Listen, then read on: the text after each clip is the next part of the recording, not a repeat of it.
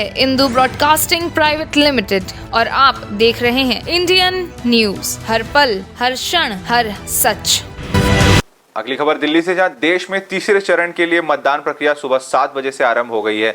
10 राज्यों में और एक केंद्र शासित प्रदेश में 93 लोकसभा सीटों पर मतदान आरंभ हो चुके हैं। तीसरे चरण के लिए मतदान प्रक्रिया सुबह आरंभ हो गई है। सुबह 7 बजे से शुरू होकर शाम 6 बजे चलने वाला मतदान देश के कांग्रेस सहित भाजपा की कई दिग्गज नेताओं की किस्मत का फैसला ईवीएम में कैद हो रहा है। देश के 10 राज्यों और एक केंद्र शासित प्रदेश में मतदान प्रक्रिया आरंभ हो चुकी है। 93 सीटों पर वोटिंग होनी है। देश के गृह मंत्री अमित शाह, स्वास्थ्य मंत्री मनसुख मंडाविया और एविएशन मिनिस्टर ज्योतिरादित्य सिंधिया समेत 7 केंद्रीय मंत्रियों और 4 पूर्व मुख्यमंत्रियों की प्रतिष्ठा दांव पर है। वहीं प्रधानमंत्री नरेंद्र मोदी और गृह मंत्री अमित शाह अहमदाबाद में वोट डालेंगे। आपको बता दें कि चुनाव तीसरे चरण में कुल 1352 प्रत्याशी मैदान में है। इनमें 1029 पुरुष है और 123 महिला प्रत्याशी मैदान में डटे हुए हैं। एडीआर की रिपोर्ट के अनुसार 244 प्रत्याशी आपराधिक छवि वाले हैं और इस चुनाव में 392 प्रत्याशियों के पास 1 करोड़ से ज्यादा की संपत्ति है।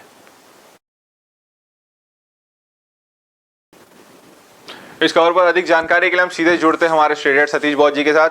जी सतीश जी, चूंकि सुबह 7 बजे से चुनाव आरंभ हो चुके हैं और आज 10 राज्यों में और एक केंद्र शासित प्रदेश में इसका वोटिंग होने वाली है लोकसभा सीटों पर, तो उसके बारे में जरा बताइए। यस जी, आपको बता दें कि देश में 10 राज्यों और एक केंद्र शासित प्रदेश में आज तीसरे चरण का मतदान आरंभ है और सुबह 7 बजे से जो मतदाता है अच्छे खासे उत्साह के साथ मतदान केंद्र पहुंच रहे हैं। आपको बता दें कि पूरे देश के हम बात करें तीसरे चरण के जो मतदान की, तो 93 लोकसभा सीटों पर मतदान आरंभ हो चुका है और लोग वहां पहुंच रहे हैं। देश में मतदान प्रक्रिया सुबह 7 बजे से शाम 6 बजे तक आरंभ है, जिसमें सुबह से ही लोग पहुंच रहे हैं। और आपको ये बता दें कि देश में जो तीसरे चरण का मतदान है, इस मतदान में कई कांग्रेस और भारतीय जनता पार्टी सहित अन्य जो पार्टी के दिग्गज प्रत्याशी है, उनका भाग्य का फैसला आज ईवीएम में कैद हो जाएगा।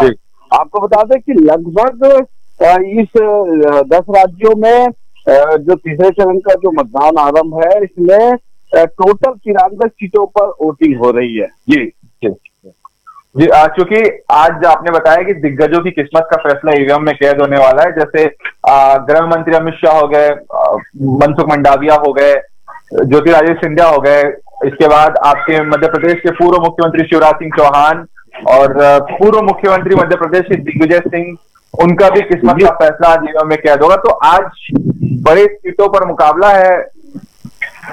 आपको बता दें कि मध्य प्रदेश सहित देश के अन्य राज्यों में जो 10 राज्यों में और एक केंद्र शासित प्रदेश में आज मतदान की प्रक्रिया आरंभ है। इसमें जो प्रमुख जो चेहरे हैं, जो नामी चेहरे हैं, जिसमें देश के गृह मंत्री अमित शाह, स्वास्थ्य मंत्री, केंद्रीय स्वास्थ्य मंत्री मनसुख मंडाविया, एविएशन मिनिस्टर ज्योतिरादित्य सिंधिया के समेत 7 जो केंद्रीय मंत्री, उनके जो भाग्य का फैसला आज ईवीएम में कैद हो जाएगा। इसके साथ साथ जो 4 पूर्व मुख्यमंत्री है, उनकी भी प्रतिष्ठा दांव में लगी है। और आपको ये भी बता दें कि प्रधानमंत्री नरेंद्र मोदी और अमित शाह अहमदाबाद में वोट डालने के लिए जाएंगे। तो पूरे जो जिस प्रकार निर्वाचन आयोग ने लगातार जो जन जागरूकता फैलाया है, लोगों को मतदाताओं को जागरूक किया है, तो उसका एक प्रतिफल नजर आ रहा है कि सुबह से ही जो मतदाता है अपने मताधिकार का प्रयोग कर रहे हैं। तो आपको बता दें कि टोटल आज यहाँ पूरे देश में जो चुनाव हो रहे हैं, मतदान हो रहा है, तो कुल 1352 प्रत्याशियों का जो फैसला है ईवीएम में कैद हो रहा है। इसमें 1229 पुरुष जो प्रत्याशी है और 123 महिला प्रत्याशी है। आपको ये भी बता दें कि जो आपराधिक छवि वाले पूरे देश में जो तीसरे चरण में जो प्रत्याशी बनाए गए हैं, उसमें 244 जो प्रत्याशी है आपराधिक छवि वाले हैं। तो कहीं ना कहीं आज कई दिग्गजों का फैसला ईवीएम में कैद होगा। जो मतदाता है बढ़ चढ़कर मतदान केंद्र पहुंच रहे हैं और सुबह 7 बजे से जो आप हमारे टीवी स्क्रीन में देख रहे हैं कतारें लगी हुई है और जो मतदाता ज्यादा से ज्यादा अपने मताधिकार का प्रयोग करने के लिए मतदान केंद्र पहुंच रहे हैं। जी सदी जी, जैसे आपने जिक्र किया कि 244 प्रत्याशी ऐसे हैं जिनकी आपराधिक छवि है और 392 ऐसे प्रत्याशी जिनके पास 1 करोड़ से ज्यादा की संपत्ति है। छत्तीसगढ़ में इनमें से कौन आते हैं, कोई है ऐसे? जी, छत्तीसगढ़ में ऐसे कई सारे प्रत्याशी है, भारतीय जनता पार्टी के हो या कांग्रेस के हो, तो जिनकी संपत्ति का अगर हम आकलन करें तो 1 करोड़ से ज्यादा है, जिसमें जो दुर्ग के हैं, रायपुर के हैं और जो अन्य जो 7 जो छत्तीसगढ़ में जो जितने तीसरे चरण में मतदान हो रहा है तो वहां के अधिकांश प्रत्याशी 1 करोड़ के पार है। क्योंकि आपको ये भी बता दें कि अधिकांश जो प्रत्याशी है कई सालों से मिनिस्टर रहे, विधायक रहे, तो 1 करोड़ की संपत्ति एक इन नेताओं के लिए बहुत कम आकी जा सकती है। जी, ये गौर करने वाली बात है वैसे कि अचानक से पहले संपत्ति नहीं रहती और अचानक से फिर संपत्ति में बढ़ोतरी हो जाती है। और आपको ये बताए जी यदि आपको ये बताया, आपको रोकना चाहूंगा, आपको ये बताया कि लगातार जो जिस प्रकार जनप्रतिनिधि या मिनिस्टर उनकी संपत्ति में इजाफा हो जा रहा है, इसी का नतीजा है कि ईडी और आईटी की रेट आपने देखा होगा अखबारों में या टीवी चैनलों में लगातार इस बात का जिक्र होता है, खबरें प्रकाशित होती है कि आईटी की रेट पड़ी, ईडी की रेट पड़ी। तो कहीं ना कहीं आय से अधिक संपत्ति वाले मामले में कई जनप्रतिनिधि है, अधिकारी है, आज जेल के सलाखों के पीछे है। तो पूरे छत्तीसगढ़ की बात करें या पूरे देश की बात करें तो आय से अधिक संपत्ति मामले में कई राजनेता, दिग्गज नेता जेल की सलाखों के पीछे या उन पर मामले पर पंजीबद्ध है। जी, देश की प्रति व्यक्ति आय तो नहीं बढ़ रही मगर नेताओं की संपत्ति हर चुनाव के बाद बढ़ती जा रही है। हाँ, ये कहना गलत नहीं होगा कि लगातार जैसे जिस प्रकार कोई मिनिस्टर बनता है तो उसकी आय में दुगना, तिगुना और 4 गुना बढ़ोतरी होती है। तो कहीं ना कहीं जो केंद्रीय जांच एजेंसियां है जो देश में निगरानी रखती है, तो उनको विशेष निगरानी रखना पड़ेगा इन जनप्रतिनिधियों पर या अधिकारियों पर, ब्यूरोक्रेट्स पर ध्यान देना पड़ेगा ताकि आय से अधिक संपत्ति वाले मामले में उन पर सीधी कार्रवाई हो। क्योंकि आज मतदान का दिन है और मतदान करने के लिए लोग ज्यादा से ज्यादा संख्या में पहुंच रहे हैं और निर्वाचन आयोग चूंकि छत्तीसगढ़ में सहित देश के अलग अलग राज्यों में जो तीसरे चरण का मतदान हो रहा है उसकी निगरानी के लिए हर मतदान केंद्रों में सीसीटीवी कैमरे लगाए हैं। ऑनलाइन के जरिए जो चुनाव आयोग है प्रदेश का और देश का वो निगरानी रखे हुए हैं, किसी प्रकार की कोई गड़बड़ी ना हो। और सुरक्षा व्यवस्था की हम बात करें तो सुरक्षा व्यवस्था के पुख्ता इंतजाम किए गए हैं। मतदान केंद्रों में टेंट लगा के लोगों को पानी, स्वास्थ्य संबंधी डॉक्टरों की व्यवस्था की गई है ताकि अगर कोई किसी व्यक्ति का या मतदाता का तबियत बिगड़ती है तो वो आकर वहां पर अपना स्वास्थ्य लाभ ले पाए। तो सारी व्यवस्था के साथ जो मतदान की प्रक्रिया आरंभ है और लोग बढ़ चढ़ के इसमें शामिल हो रहे हैं। जी सतीश जी, चूंकि अब हम छत्तीसगढ़ की बात करेंगे, छत्तीसगढ़ में काफी सारी ऐसी सीटें हैं, बिलासपुर हो गई, आपकी रायपुर हो गई, दुर्ग हो गई और तमाम और सीटें जिन पर आपकी कोरबा हो गई। तो इन सारी सीटों पर क्या कांटे की टक्कर आज देखने को मिलेगी या बहुत सारी ऐसी सीटें हैं जहां सीधे सीधे जीत हो रही है किसी प्रत्याशी की? जी, मैं आपको बता दें कि जिस प्रकार छत्तीसगढ़ की भौगोलिक स्थिति है, क्योंकि जो बस्तर का क्षेत्र था उसके पहले और दूसरे चरण में सारे जो मतदान प्रक्रिया संपन्न हो गए। अभी रायपुर लोकसभा, बिलासपुर, कोरबा, रायगढ़, दुर्ग और जांजगीर चांपा समेत सरगुजा की जो लोकसभा सीटें हैं तो यहाँ मतदान चल रहा है। और आपको ये बता दें कि रायपुर में बृजमोहन अग्रवाल वर्सेस विकास उपाध्याय, तो विकास उपाध्याय संसदीय सचिव थे और बृजमोहन अग्रवाल भारतीय जनता पार्टी के कद्दावर नेता है। तो वो 8 बार विधानसभा चुनाव जीते, इस बार भी उन्हें मंत्री बनाया गया।